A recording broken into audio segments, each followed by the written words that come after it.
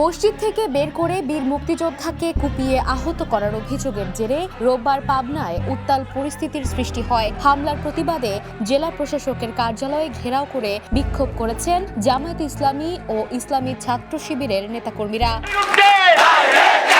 রোববার সকাল 11:30টার দিকে শহীদ চত্বর থেকে বিক্ষোভ মিছিল শুরু হয়। মিছিলটি শহরের গুরুত্বপূর্ণ সড়ক প্রদক্ষিণ করে জেলা প্রশাসকের কার্যালয়ের সামনে গিয়ে অবস্থান নেয়। সেখানে এক পর্যায়ে উত্তেজনাপূর্ণ পরিস্থিতি তৈরি হলেও প্রশাসনের আশ্বাসের পর কর্মসূচি শেষ করেন নেতাকর্মীরা। তারা একেবারে নিশ্চিত পরাজয় জেনে তাদের কোনো সমর্থন নাই, ভোট নাই, এজন্য তারা শক্তির আশ্রয় নিয়েছে এখানে। সুতরাং সাবধান থাকতে হবে, কোন জালেমের পক্ষ নিয়েন না, জালেমের পক্ষ নিয়েন না, দেশে জাতি ছেড়ে কথা বলবে না ইনশাআল্লাহ।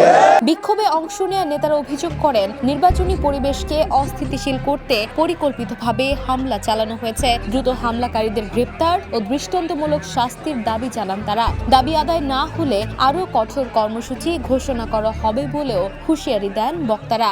এইভাবে যদি চলতে থাকে সম্মানিত ভাইরা আমার, আমরা মনে করি প্রশাসন নিরপেক্ষ অবস্থানে নয়। আর প্রশাসন যদি নিরপেক্ষ অবস্থানে না থাকে, এই জাতির কিন্তু ইতিহাস আছে, প্রশাসনের বিরুদ্ধে রুখে দিতে পারে। এর আগে শনিবার রাতে পাবনা সদর উপজেলার হেমায়তপুরের চরশিবরামপুর এলাকায় বীর মুক্তিযোদ্ধা রমজান আলীর উপর হামলার ঘটনা ঘটে। গুরুতর আহত অবস্থায় প্রথমে তাকে পাবনা জেনারেল হাসপাতালে ভর্তি করা হয়। পরে অবস্থার অবনতি হলে উন্নত চিকিৎসার জন্য তাকে ঢাকায় স্থানান্তর করা হয়। মুরব্বী মানুষ, মুক্তিযোদ্ধা উনি, তাকে 2 ঠ্যাং বাড়ি 2 হাত বাড়ি ভেঙে শেষ করেছে। ঘটনাটি ঘিরে রাজনৈতিক অঙ্গনে পাল্টাপাল্টি অভিযোগের মধ্যেই এলাকায় উত্তেজনা বিরাজ করছে। আইন শৃঙ্খলা বাহিনী পরিস্থিতি পর্যবেক্ষণে রয়েছে বলে জানা গেছে।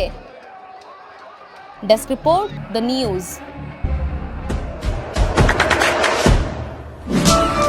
দেশে দেশে সবার সাথে দ্য নিউজ।